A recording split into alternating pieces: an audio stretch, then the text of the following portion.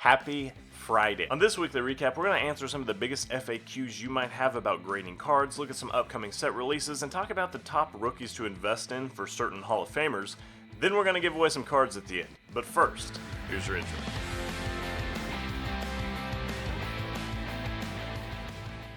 So we're debuting a new look today. It's called the screen glasses look because I've been going to bed with eye fatigue every night. I don't know if I'm going to consistently do this for videos because of the glare, but I wanted to at least give it a try and see what it looked like. And these weekly recaps usually get 43 views, so it seemed like a good time to do it. Speaking of those views, let's deliver something big. We published a lot of stories, but none of them are necessarily just breaking news excitement. I think the headlining story this week is just about select 2023 football coming out on August 28th, so we're looking just a few days from this one dropping at the time of this video's release.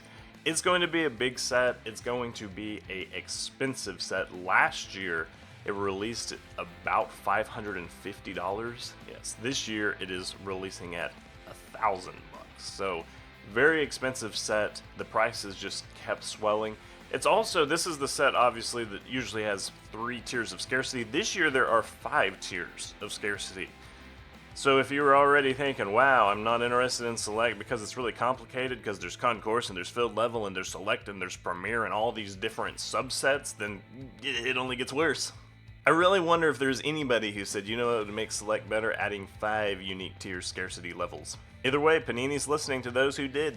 So now we have Concourse level, Premier level, Club level, Suite level, and Field level. One of these might be, remember this is a set that does its own retail version, so maybe one of these is a retail exclusive.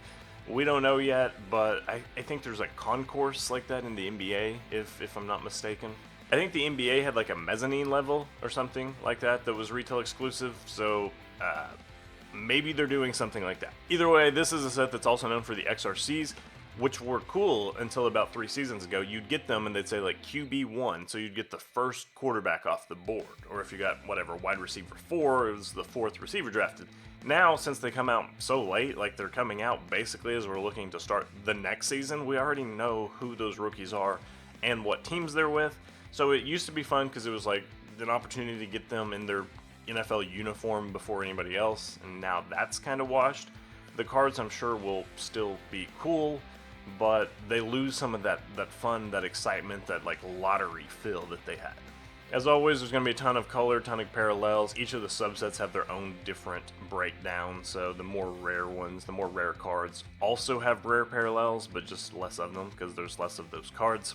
And the big question is, now that the price is $1,000 this year and there aren't autographs of CJ Stroud and Bryce Young and all the Fanatics exclusive guys, is it worth investing in? For me personally, the answer kind of surprised me. So the immediate answer is no. If you just look at the previous year's resale value right now, it looks like they're selling for $600 to $500. But the nice thing about Select is that it's not an autograph-driven product, so you can still pull some really nice cards that have nothing to do with the autograph. So CJ Stroud's going to have some very valuable cards in this set.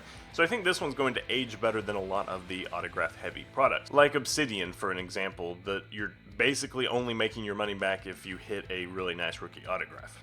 And looking at these numbers, 2020, which is a very deep class, and 2018, which has obviously Josh Allen and Lamar Jackson, both of these boxes are selling for well north of $1,000. You're almost doubling up your money if you would have bought these guys at $1,000.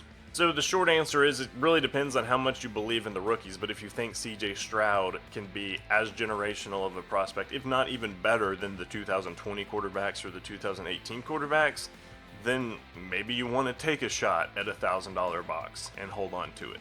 I'm not personally going to do that. But when I saw how much the price had gone up from last year to this year, I thought there was no way it made sense. It's still, I can at least see an argument for it if you squint hard enough. On YouTube, especially in the comments on some older videos lately, I've seen a lot of questions about grading, so we gave this article a facelift, answering, hopefully, some of the biggest FAQs you've asked about what cards you should submit for grading. So we're not going to talk through some of this because it's pretty basic, but if you are confused or if you're new to the hobby, then this is a good article to check out. So the first thing we wanted to talk about is like what you look for to get a card that grades well. There's 4 different things: surface, corners, edges, centering. BGS obviously gives them all subcategories. PSA mixes all these things together and adds an eye appeal factor to come up with their grade, so it doesn't feel quite as precise. But most of the big companies look at these 4 elements, and this article explains like what you should look for if you're trying to evaluate them before sending them in. And then we answer the big question, what cards should you consider grading? Basically, it boils down pretty simple. Rookies, and I'm not even grading base rookies. If you want to, it's fine. You can make some money doing it, but rookies are obviously good cards to grade. The better rookies, the more short print they are, better. Vintage cards are a great grade, particularly some of these older cards. The difference in price between a 5 and a 7 is just mind-blowing. Parallels obviously are going to hold a lot better value, and then hits. So the answer is basically just grade the cards that are going to be your best cards. Please don't send in random base rookies of some second round pick, because that's just flooding the market with PSA graded cards, and it's not going to do any favors for your wallet either. This is a fantastic article. It introduces Joe Montana if you don't know who he is, and then it introduces these cards that have the aired versions. So if you have any cards from Montana's heyday in the 90s, I think it's 1990, 91 for these cards, then check these cards and see if you have the more rare air version, which could be worth a little bit of money. We had a lot of set reviews come out, but besides Select this week, I would consider most of them like the kind of more obscure releases, so I'm not going to talk about them all in depth because I don't necessarily think most of you guys who watch these videos care for a breakdown on these, but I do want you to know that they're here. So we did review 2024 Topps Chrome Tennis, 2023-24 Panini Prism Turkish Airlines EuroLeague Basketball, just in case you wanted a set that was a whole mouthful to say. These are like $150 boxes, and you have some recognizable names from the NBA, but none of them are necessarily like good NBA players. There's a Luka card in here from like his league. There's a Luka card in here from when he was like 16 and in this league.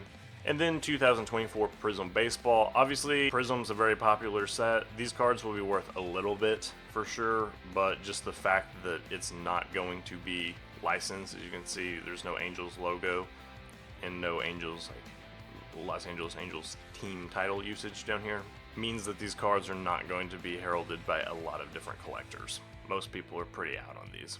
And then finally, this one might be a little bit more popular with you guys, 2024-25 Premier League Sports Card Preview. We're looking at the upcoming season and then looking at some of the biggest sets that are going to release, because Panini releases a lot of different sets for different leagues. You'll see Optic, Score, Select, all these for different soccer leagues, so they'll have a couple different releases. This article breaks it down a lot better than I ever would, but if you're into soccer cards, give it a look so you can understand where we're at with the soccer landscape, especially with Panini moving forward. Then we finished out the week with some investment guides for top rookies of Hall of Famers. We looked at Gary Sheffield, Roberto Clemente, and Joey Votto, and these articles are all very similar. It introduces who this person is, their Hall of Fame case, and then looks at their top rookie cards. So if you're interested in any of these guys, a lot of these are pretty safe investments. They're going to slowly tick up over time just because their career's over. So it's going to not necessarily be anything that swings really high or really low, but it should be a pretty consistent growth, a slow growth over time if you want to buy and hold these cards. These Hall of Famers will just progressively get more valuable day by day, even if it's at very small rates. Hey, today's my channel birthday. Happy birthday, dear CardLines. And as always, we're going to give away some cards. This week's winner is Driven Banjo Man. Driven, congrats. So I commented and said, hey man, we picked you to win some cards this week. Watch our video tomorrow, 8:23, and email me by next Friday to claim. So when you see this Banjo Man, just send me an email, jesse@cardlines.com. Tell me what your favorite sport to collect is, and we will send you a blaster box of cards as a thanks for subscribing to the channel.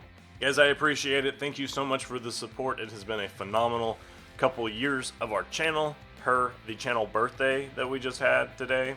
Here's to many more. See you next time.